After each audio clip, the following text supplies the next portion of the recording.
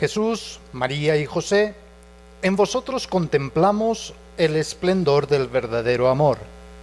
A vosotros confiados nos dirigimos. Santa Familia de Nazaret, haz también de nuestras familias lugar de comunión y cenáculo de oración, auténticas escuelas del Evangelio y pequeñas iglesias domésticas. Santa Familia de Nazaret, que nunca más haya en las familias episodios de violencia, de cerrazón y división. Que quien haya sido herido o escandalizado sea pronto consolado y curado. Santa Familia de Nazaret, que el próximo sínodo de los obispos haga tomar conciencia a todos del carácter sagrado e inviolable de la familia, de su belleza en el proyecto de Dios. Jesús, María y José, escuchad, acoged nuestra súplica. Amén. Muy buen día a todos los oyentes y televidentes de su canal católico Utzig Ahau. Nos encontramos de nuevo en esta serie donde vamos tratando sobre el sacramento del matrimonio en general.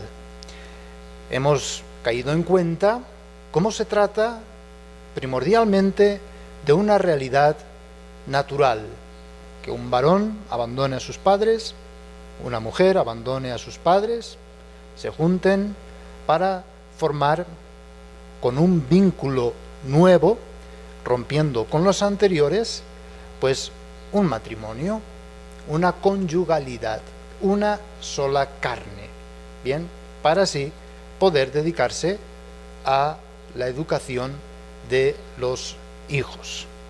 Una realidad natural.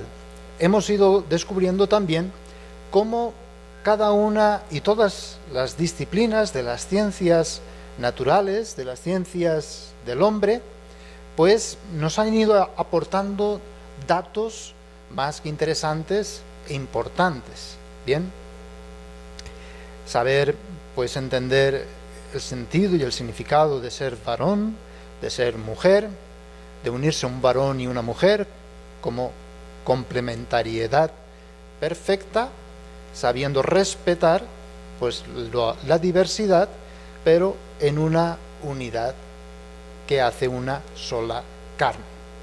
Igualmente descubríamos las ciencias del espíritu. Las ciencias humanas dan datos muy importantes y que hay que tener en cuenta. Más, se mueven desde, podríamos decir, la necesidad. Uno necesita sentirse amado y amar. Esto, el amor humano, lo satisface en cierta medida. Tú, como varón, necesitas ser amado por una mujer y puedes satisfacer ese deseo natural y humanamente hablando. Tú necesitas del placer, tú necesitas de ser fecundo, ser padre, ser madre, lo necesitas, ¿bien? Pero todo esto se mueve en el aspecto de la necesidad, ¿bien? Las ciencias naturales, las ciencias del hombre, parten desde este principio de la necesidad. En cambio, las ciencias del espíritu parten de otro principio. No basta satisfacer las necesidades naturales y humanas. ¿Son importantes? Sí. ¿Son necesarias? Sí. Pero no satisfacen plenamente el corazón del hombre. ¿Por qué? Porque hay que tener en cuenta que no solo necesito sentirme amado y amar. No solamente necesito tener una identidad. No solamente necesito ser útil. No solamente necesito tener metas, proyectos o esperanzas. No solamente necesito tener, pues, esta identidad profunda humana, sino que en nuestra interioridad hay un deseo. Las ciencias del espíritu se mueven no tanto por la necesidad, que puede ayudar, sino por el deseo. El deseo no es necesidad propiamente o filosóficamente hablando o desde las ciencias del espíritu que estamos tratando. El deseo es deseo de sentirme amado y amar. Este deseo solamente puede ser satisfecho con la trascendencia, es decir, yendo más allá de lo natural y de lo humano. Y cuando yo tengo en cuenta de satisfacer este deseo que trasciende mi vida, mi historia, la humanidad, entonces llega propiamente el don de la felicidad. Uno puede tener satisfechas todas las necesidades, pero si le falta descubrir el deseo y va aumentando y no va aumentando en él ese deseo, puede perderse. ¿Por qué? Porque el hombre no está hecho para este mundo y sus cosas. El hombre no está hecho solamente para la mujer o la mujer para el hombre. El hombre no está hecho para el matrimonio. El hombre no está hecho para la familia. El hombre no está hecho para comer, para beber, para tener asegurado el mañana, el futuro. No. Y cuando uno satisface todas estas necesidades, siente como que le falta algo. La ciencia del espíritu. El espíritu dice, más allá, no te quedes con esto. Ya puedes ganar la vida de esta tierra. Lo puedes tener todo, saberlo todo, hacerlo todo, poderlo todo, llegar a las más altas cumbres del prestigio, que toda la humanidad te aplauda, que tengas fama. ¿Y qué sucede? Falta el sentido profundo de la vida, que no es este. Y solamente cuando sepamos descubrir el más allá, la trascendencia, y podamos llenarnos de ese deseo que tenemos del más allá, entonces todo lo demás adquirirá sentido, ¿verdad? Y entonces ya no es o me siento amado por los hombres o no soy nada, no importa. Claro, uno tiene todo el derecho de satisfacer sus necesidades, bien, pero sobre todo tiene que saber que la felicidad es un don, es un regalo de Dios. El esposo no te va a hacer feliz, la esposa no te va a hacer feliz, los hijos y la educación de los hijos no te van a hacer feliz. Son cosas buenas y son cosas creadas, son realidades, pero siempre temporales. Y no estamos hechos para las realidades temporales, sino para el más allá. Por eso solamente entendiendo la ciencia del espíritu podemos comprender el sentido de cada momento y cada circunstancia y la globalidad de toda nuestra vida. Por lo tanto, este es el paso de las realidades naturales, de las realidades temporales, del orden natural a la realidad de la gracia, a la realidad sacramental, pasando por las ciencias del espíritu. Bien, ese deseo de sentirnos amados y amar solamente puede ser satisfecho por un Dios que me hace sentir amado, un Dios que me da el poder amarle, un Dios que me da una identidad, y mi identidad es la eternidad, no la temporalidad. Es un Dios que me enseña y me encamina al amor, a amar. Y tengo un modelo perfecto, que es Cristo. Y mi vida solamente puede adquirir sentido cuando me siento parte, miembro de la cabeza, que es Cristo, y también miembro de toda la humanidad, siempre abierto a esa comunión con Dios y a la comunión de todo el género humano. Y así no me encierro yo en mí mismo y no nos encerramos en necesidades a ser satisfechas, porque de ahí vienen todas las discusiones, divisiones y problemáticas, ¿verdad? Cuando yo quiero encontrar en mi esposa, pongámoslo así, una diosa que me satisfaga no es una diosa, ¿verdad? Yo soy un vacío y ella es un vacío, y los dos formamos dos vacíos, pero si no está Dios, ahí viene toda la problemática. Y si yo quiero que satisfaga todo y cada detalle, no puede. No estamos hechos para eso. Te puede satisfacer las necesidades del momento, del instante, ¿bien? Pero como decía un gran literato novelista, Dostoyevsky, un instante de amor no basta para una vida humana. El amor de una mujer, el amor de un varón, no bastan para una vida humana. Necesitamos el amor de Dios, que no es de instantes, sino que es de constantes. No es de momentos, sino que es permanente. Y así yo puedo amar a mi esposa, tú puedes amar a tu esposo, y como papá y mamá pueden amar a sus hijos, con el amor de Dios, ¿verdad? Y ser manifestación del amor de Dios. Bien, dicho esto, vamos a pasar al matrimonio como la realidad de gracia, como sacramento. Hemos entendido, a grandes rasgos, el matrimonio como una realidad de orden natural. Y ahora vamos a ver lo peculiar en la perspectiva de la gracia. Normalmente cuando se van a casar, pues entienden solamente lo natural, pero lo del espíritu ya casi no, ¿verdad? Pero ahora, lo sacramental, la gente es consciente de para qué se casa, por qué se casa, por la Iglesia, por lo civil es por lo natural. Hemos de hacernos estas preguntas y realmente ver nuestras intenciones. La realidad natural nos ha mostrado que el matrimonio, el formar una familia, es una vocación a testimoniar el amor humano total y fiel. Es decir, sin meter el sacramento, podemos decir, como realidad natural, un varón y una mujer que se unen es para dar testimonio de un amor humano, meramente humano, total y fiel. La realidad sacramental nos lo eleva, esa realidad de testimonio del amor humano.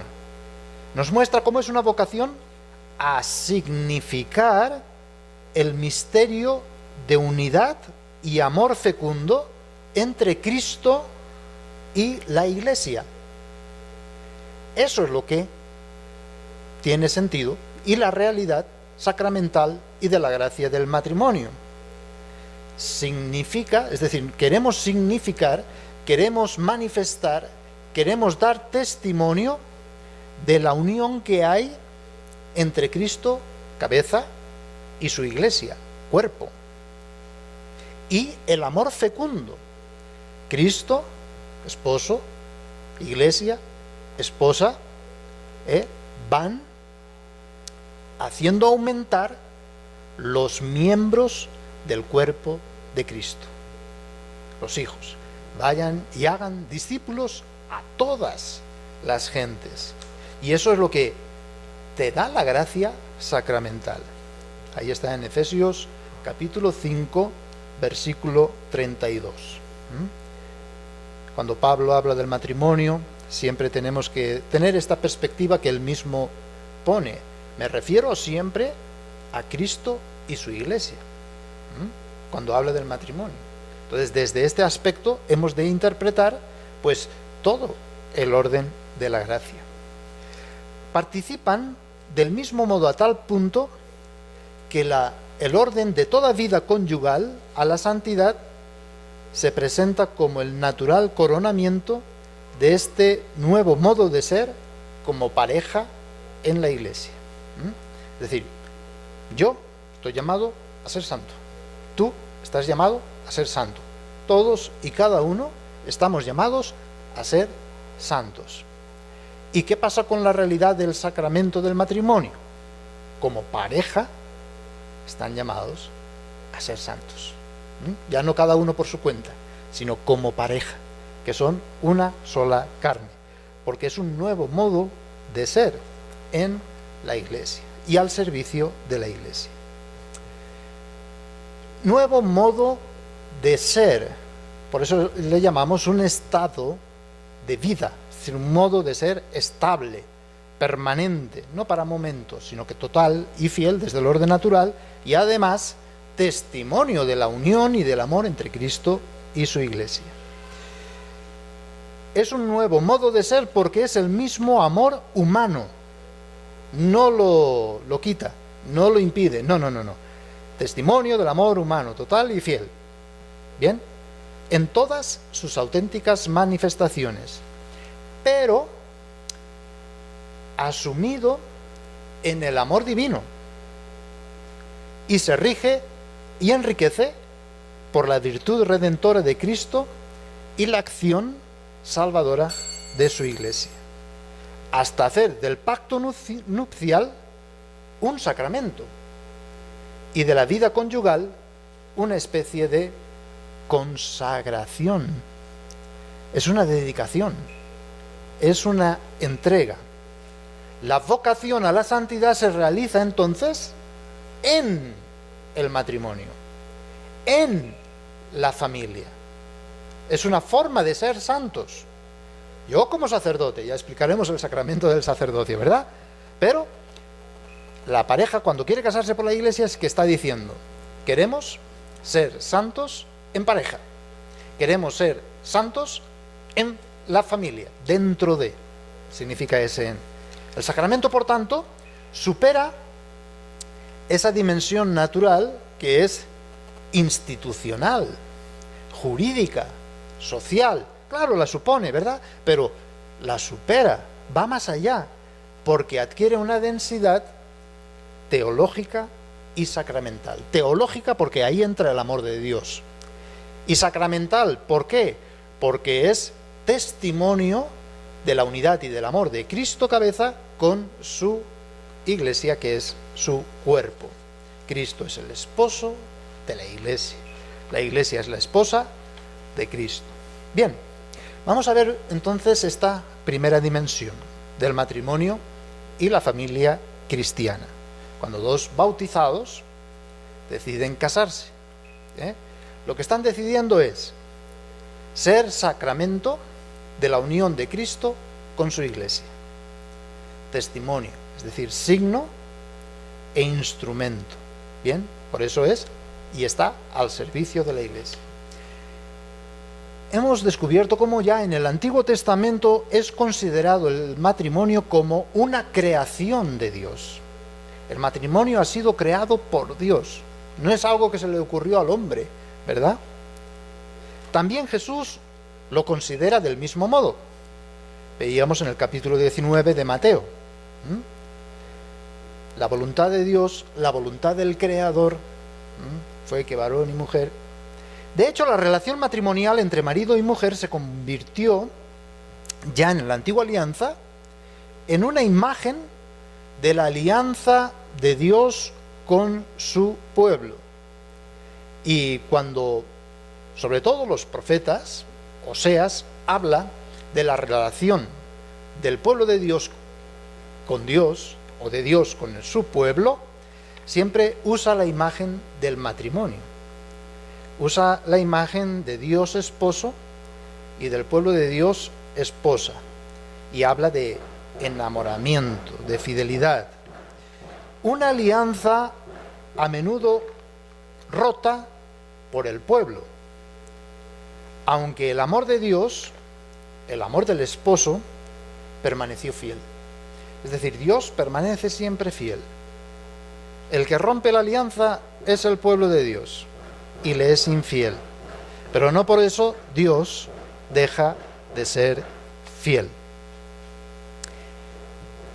Esta imagen esponsal pasa al Nuevo Testamento, en el que los esposos han de ser reflejo de la relación de Cristo con su Iglesia. Reflejo de la relación de Cristo que dio la vida por su Iglesia. Es el apóstol San Pablo quien nos habla al respecto, al hablarnos de los deberes de la familia cristiana en la carta a los Efesios. Comienza con los deberes mutuos entre los esposos. Deberes mutuos, entre los esposos. Y escribe así: respétense unos a otros por fidelidad a Cristo. Respétense por fidelidad a Cristo. Que las mujeres sean sumisas a sus maridos, como si se tratara del Señor. Maridos, amen a sus esposas, como Cristo amó a su iglesia y se entregó a sí mismo por ella, a fin de santificarla por medio del agua del bautismo y de la palabra. Así, los maridos deben también amar a sus mujeres como a su propio cuerpo. El que ama a su mujer, se ama a sí mismo, porque nadie odia jamás a su propio cuerpo, sino que, por el contrario, lo alimenta, lo cuida, como hace Cristo con la Iglesia. Pues somos miembros de su cuerpo.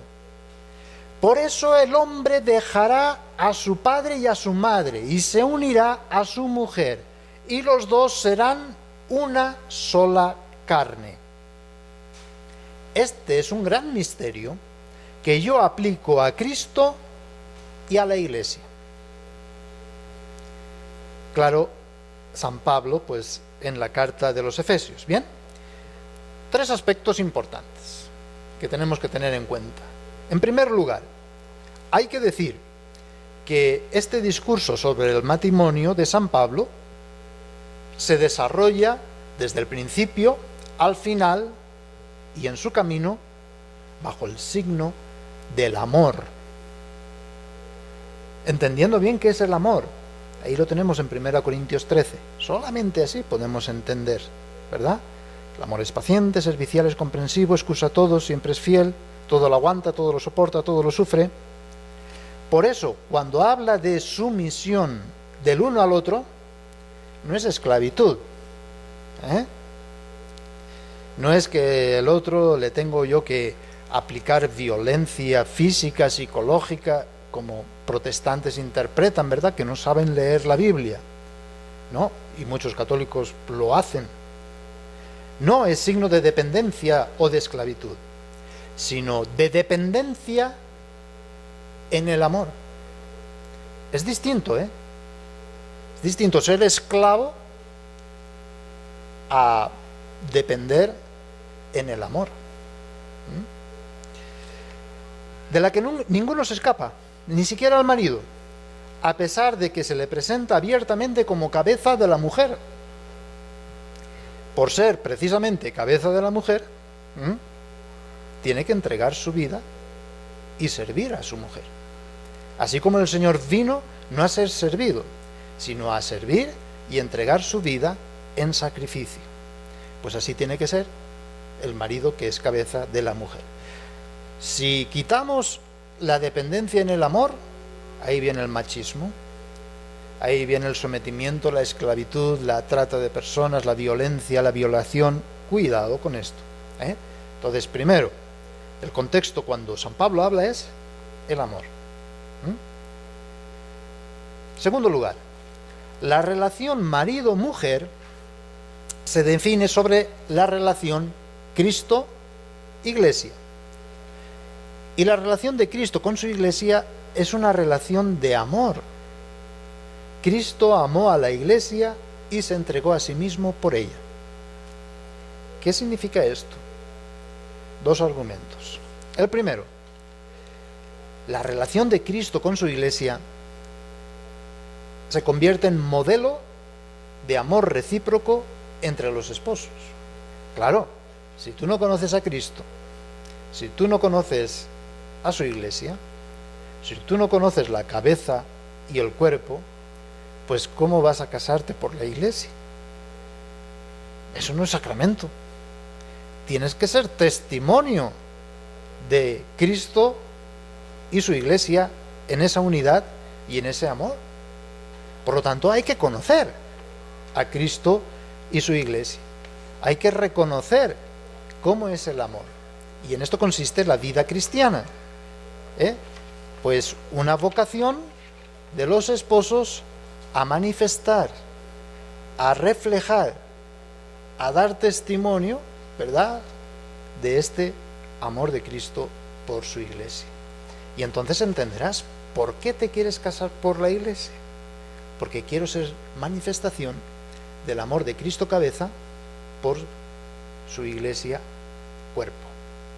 Quiero ser manifestación del esposo, que es Cristo, en su relación con la esposa, que es la Iglesia. Bien. Segundo argumento. Cristo asume el amor humano de los bautizados y lo hace fermentar desde dentro, como la levadura a la masa. Lo va purificando de todas las escorias, basuras inevitables que lleva consigo todo amor humano. Porque el amor humano, a pesar de haberlo definido antes como total y fiel, tiene sus defectos, ¿verdad? Pero esto, la gracia, lo va purificando para convertirlo así en un reflejo, en una imagen de su relación con la Iglesia. Bien. Ya hemos visto, en primer lugar, el contexto del amor. Segundo lugar, cómo Cristo amó a la Iglesia y se entregó a sí mismo por ella. Y ahora, en tercer lugar, estamos viendo pues el argumento del capítulo 5 de Efesios.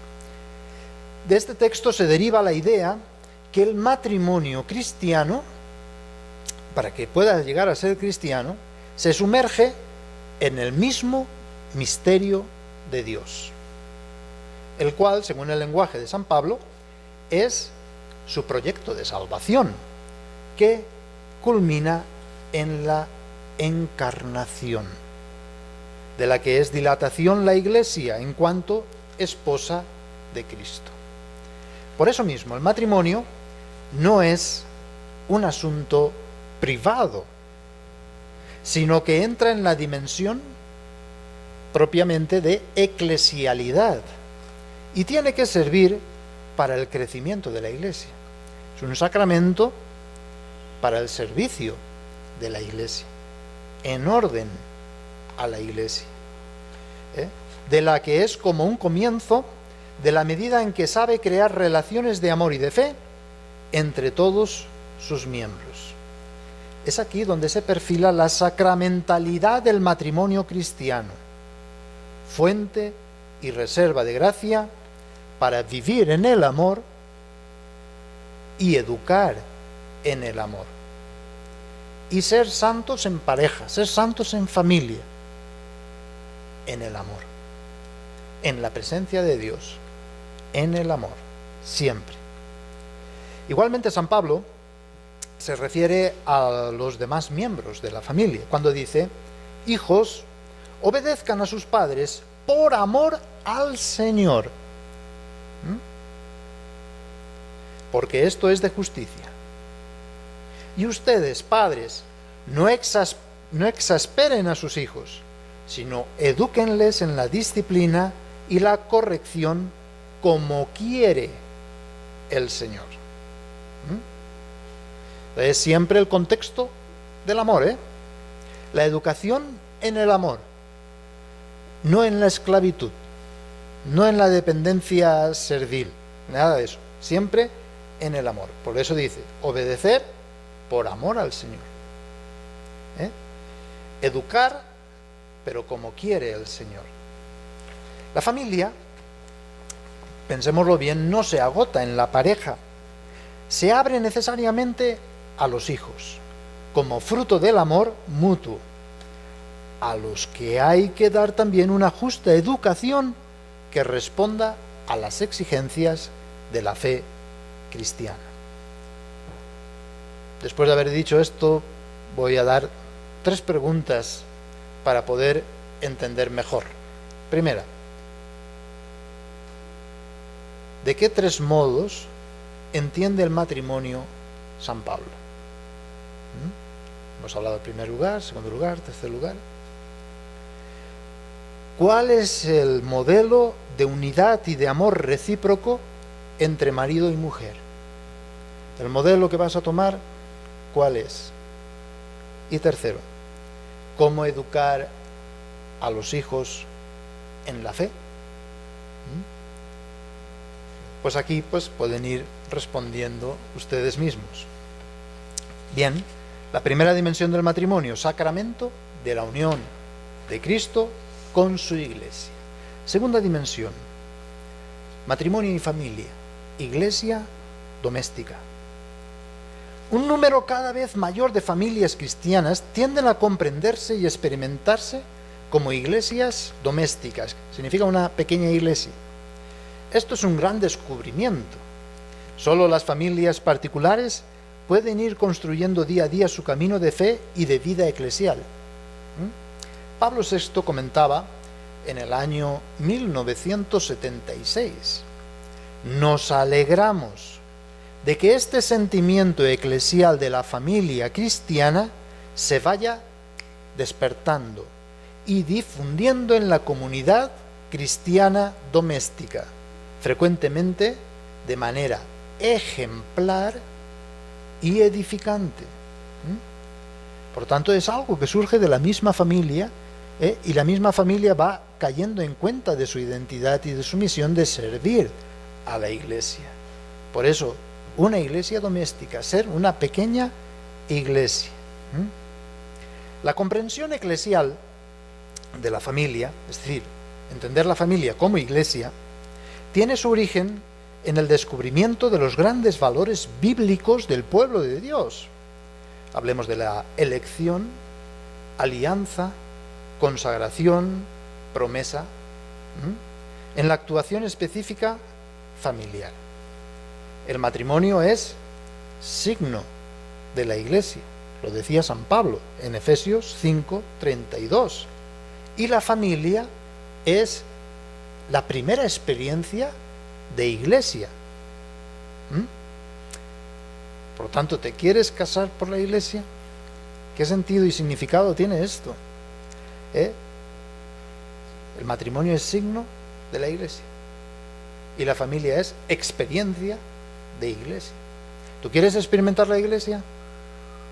Pues la primera experiencia es en tu casa, en tu familia.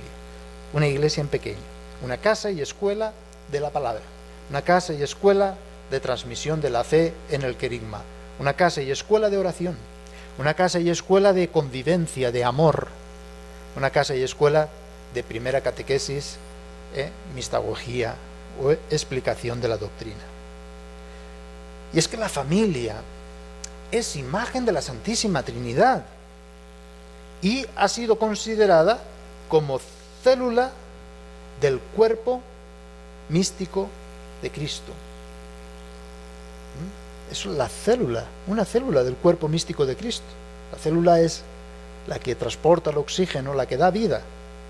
Lugar de carismas y servicios recíprocos. Así tiene que ser la familia.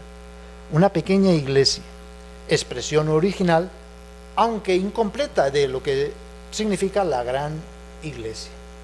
Pero esa expresión es una pequeña iglesia. La reflexión teológica y litúrgica ha profundizado en la realidad del sacerdocio universal de los fieles, ejercitado por todo el pueblo cristiano en la vida cotidiana. ¿Cómo es sacerdote el esposo, la esposa, el papá, la mamá, el hijo, la hija? ¿Cómo pueden ejercer su sacerdocio? ¿Cómo pueden participar en la actividad de la gran iglesia, en la liturgia?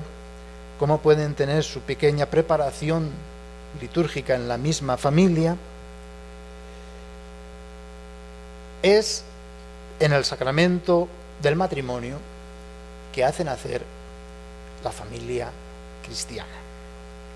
Es de este modo que la familia es iglesia, en cuanto es una comunidad de bautizados, lugar abierto a la acogida y a la escucha de todas las personas y de todos los carismas.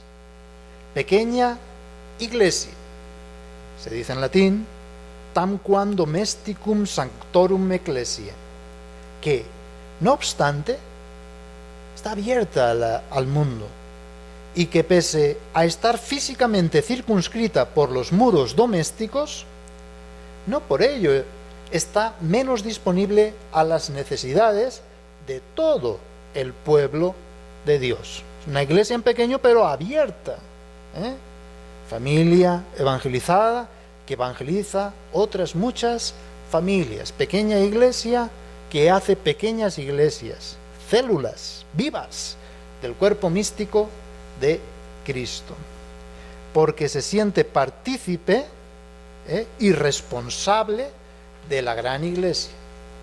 Entonces, tú te quieres casar por la iglesia porque te sientes partícipe y responsable de la misma misión de la iglesia. Bien, Juan Pablo II lo confirma en Familiaris Consortio, en el número 55. Dice: este es el cometido sacerdotal que la familia cristiana puede y debe ejercer en íntima comunión con toda la iglesia, a través de las realidades cotidianas de la vida conyugal y familiar. De esta manera, la familia cristiana es llamada a santificarse y a santificar a la comunidad eclesial y al mundo, como iglesia en pequeñito. Esto es lo que decía San Juan Pablo II. Aún teniendo siempre presente que la familia es una realización incompleta de la iglesia, ¿verdad? Pequeña, eso significa incompleta, y que no posee, pues, ministerios ordenados, la comprensión de la familia como iglesia doméstica y de la liturgia como culto de la iglesia contribuye a poner nuevas bases para nuestro discurso acerca de una liturgia familiar. Como es verdad que la Sagrada Liturgia no agota la actividad toda en la iglesia, así es también evidente que la familia es iglesia doméstica solo cuando celebra, ora y escucha la palabra. Es decir, es solo iglesia doméstica cuando hace la escuela de la palabra. Estos momentos, cualificados de realización eclesial, buscados con amor y frecuentemente con verdadera imaginación creadora, las escuelas de la palabra que nosotros pues presentamos son nuevas en este sentido, pero se basan en lo mismo: escucha de la palabra de Dios, primera transmisión de la fe, querigma, la oración, la comunión de amor y las pequeñas primeras catequesis que se dan a los hijos. Pues esto, con verdadera imaginación creadora, cuentan entre las expresiones más significativas y prometedoras de un nuevo sentido de iglesia, lo que se llamaba sensus ecclesiae, sentido de iglesia. Las familias, que ya muchas familias cristianas viven con una intensidad y conciencia que quizá las generaciones precedentes no han conocido. Esto es nuevo, ¿verdad? Esto es una novedad. Considerarse ya como pequeña iglesia, la propia familia. Vamos a ver este rico tema también con las palabras de San Juan Pablo II en Familiaris Consortio, número 61. Dice así: una finalidad importante de la oración de la iglesia doméstica, está hablando de la familia, es la de constituir para los hijos la introducción natural a la oración litúrgica, propia de toda la iglesia, en el sentido de preparar a ella y de extenderla al ámbito de la vida personal, familiar y social. Repito, constituir para los hijos la introducción natural a la oración litúrgica,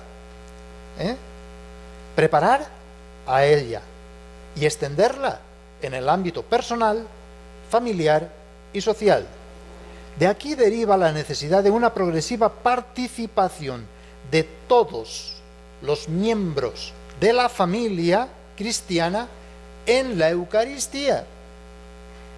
Por lo tanto, te casas para participar en la Eucaristía cada domingo, y los días festivos, y en los otros sacramentos, y sobre todo, pues de una forma más eficaz en la iniciación a la vida cristiana de los hijos. Las directrices conciliares han abierto una nueva posibilidad a la familia cristiana, que ha sido colocada entre los grupos a los que se recomienda la celebración comunitaria del oficio divino. Pondrán asimismo cuidado las familias cristianas en celebrar, incluso en casa y de manera adecuada a sus miembros, los tiempos y festividades del año litúrgico. Ya está abriendo como la escuela, la casa de la palabra que tiene que ser la familia de San Juan Pablo II. Y tercera dimensión, hemos visto la primera, sacramento de la unión de Cristo con su Iglesia; la segunda, matrimonio y familia como iglesia doméstica; y ahora vamos a ver matrimonio y familia en relación con el seguimiento de Cristo. Es conveniente preguntarnos respecto a las características y peculiaridades de lo que es o debería de ser el modo de vivir como discípulos misioneros en el matrimonio, en la familia. Primero tenemos que descubrir, todos estamos llamados a ser discípulos misioneros. Todo estado de vida es discipulado, seguimiento de Cristo. Pero en el matrimonio y en la familia tiene una forma de seguimiento diferente, que se expresa en formas peculiares. De este modo, en el matrimonio, por ejemplo, la vivencia de la sexualidad en Cristo se realiza a través de ella.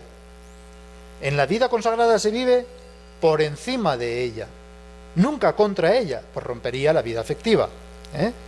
También en el matrimonio, la vida comunitaria es peculiar, al igual que la vivencia de las bienaventuranzas evangélicas, pues tienen su contexto y su situación de tonalidad particular. El matrimonio es un camino por el que el hombre y la mujer crecen juntos en la fe. Como pareja y en familia crecen en la esperanza, en la caridad, y testimonian a los demás, a los hijos y al mundo, el amor de Cristo. Al igual que el sentimiento amoroso entre varón y mujer, existe el ámbito de la familia que se extiende a través de la paternidad y de la maternidad a la relación entre padres e hijos, definida por la dimensión afectiva parental y filial en consonancia con las diversas edades. Pero este camino inicia en el noviazgo, porque el cristiano entiende el noviazgo como itinerario de fe hacia el sacramento y la vida cristiana de pareja. Y cómo no, también comprende la viudez o abandono de un cónyuge o otra circunstancia pues diferente. No podríamos comprender el matrimonio y la familia sino desde la fe, desde la palabra de Dios y en continuidad con todos los sacramentos. Y es que el matrimonio no se reduce a un testimonio de un amor humano, total y fiel, sino que, reitero, significa el misterio de unidad y amor fecundo entre Cristo y la Iglesia, y de este modo se orienta hacia la santidad, hacia la realización como discípulos y misioneros de Jesús, en virtud del bautismo. Ya el Concilio Vaticano II, en Gaudium et Spes, número 48, confirma: fundada por el Creador y en posesión de sus propias leyes, la íntima comunidad conyugal de vida y amor se establece sobre la alianza de los cónyuges, es decir, sobre su consentimiento personal e irrevocable. Así, del acto humano por el cual los esposos se dan y se reciben mutuamente, nace, aún ante la sociedad, una institución confirmada por la ley divina. Este vínculo sagrado, que después explicaremos, en atención al bien tanto de los esposos y de la prole, como de la sociedad, no depende de la decisión humana. Por lo tanto, como decíamos al principio, el matrimonio como camino e itinerario de discipulado supera la institución, lo jurídico y el orden social, ya que es densamente sacramental, entendemos signo, y teológico, ¿verdad? Es decir, el amor de Dios en la pareja y en la familia. La identidad del matrimonio y la familia cristiana no se sitúa entonces en el plano meramente ético de unidad, fidelidad, de servicio a los demás, fecundidad, sino de entender todos estos valores no como conquista, sino como un don, un regalo, una gracia de Dios. Y es lo que se hace nuevo en Cristo y con Cristo. Cristo, con su muerte y resurrección, ha conferido una radical relación con Él en el matrimonio y la familia. Ha constituido la familia en lugar de salvación, de gracia, de servicio. No tenemos otra imagen, la imagen de Dios, Cristo, su amor, su servicio, su entrega en totalidad de ser y hacer. No nos sometemos a ningún modelo que parte del hombre y termine en el hombre, ningún sociologismo o antropología independiente de Dios. Todo será entonces desde la historia y la fe. Por lo tanto, entendamos así el matrimonio. El matrimonio es búsqueda de santidad en pareja, en familia, pequeña iglesia. Búsqueda de amor y de servicio a Dios. Aclaremos bien cuál es el modelo de vida cristiana, porque a veces no entendemos la vida cristiana, ¿verdad? Y pensamos, la vida cristiana es la que viven las monjas, los monjes, los curas. No. Por eso hay que aclarar bien cuál es el modelo, porque si no surgirán malentendidos y tergiversaciones. El modelo de la vida cristiana es el amor. El modelo de la vida cristiana es poner en orden los bienes temporales a Dios, al amor, a amar, a manifestar el amor, al dar y recibir, al amor mutuo, recíproco. El modelo de la vida cristiana es comunión, participación. El modelo de la vida cristiana es alianza, alianza de amor, alegría. La vida cristiana y la alegría van juntas. Si las separes ya no es vida cristiana. En consecuencia, el matrimonio y la familia es propiamente sacramento de la vida cristiana. ¿Por qué? Porque es amor, porque ordenan los bienes temporales a Dios, porque es comunión, porque es participación, porque es alianza, porque es amor, porque es fiesta, porque es alegría. Por lo tanto, es sacramento de la vida cristiana, testimonio, manifestación de la vida cristiana, que no, como no pocos han considerado esta, una realidad secundaria. La familia es una realidad inferior, marginal a la vida cristiana, no tiene nada que ver con vida cristiana. Cuidado, la vida cristiana no se reduce a la vocación a la virginidad, la pobreza, la obediencia jerárquica o al contrato o obligatoriedad. No, eso no se reduce a eso. Puede ser a través de eso, sí, pero cuidado. Cristo redescubre la pluralidad de vocaciones. No es que unos sean más y otros menos. Cuidado con esto. Pluralidad de carismas, pluralidad de servicios, pluralidad de ministerios eclesiales, para vivir la única llamada y fundamental de todos, a la santidad. El matrimonio, por lo tanto, es un lugar de salvación, no de perdición. Es un lugar de manifestación de la vida cristiana. Es un lugar, un modo de ser santos. El matrimonio es un lugar de salvación, donde se puede llegar a la santidad, tal y tanto como en una vida consagrada de monja, de monje, como de una vida sacerdotal o episcopal. Bien, pues hemos visto estos 3 puntos: sacramento de unión de Cristo con su Iglesia, Iglesia doméstica, el seguimiento, discipulado y misión, y nos queda otro que iremos desarrollando en los próximos programas, que es el matrimonio en su misión de hacer discípulos misioneros, educar en la fe a los hijos. Bien, pues muchas gracias por su atención. Vamos a culminar con esta oración que se hizo antes del sínodo, que ahora están haciendo o ya habrán terminado. Jesús, María y José, en vosotros contemplamos el esplendor del verdadero amor. A vosotros confiados nos dirigimos.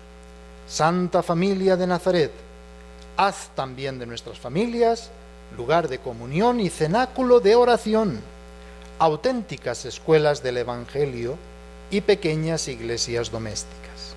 Santa Familia de Nazaret, que nunca más haya en las familias episodios de violencia, de cerrazón y división, que quien haya sido herido o escandalizado sea pronto consolado y curado. Santa Familia de Nazaret, que en el sínodo de los obispos hagan tomar conciencia a todos del carácter sagrado e inviolable de la familia, de su belleza en el proyecto de Dios. Jesús, María y José, escuchad, acoged nuestra súplica. Amén.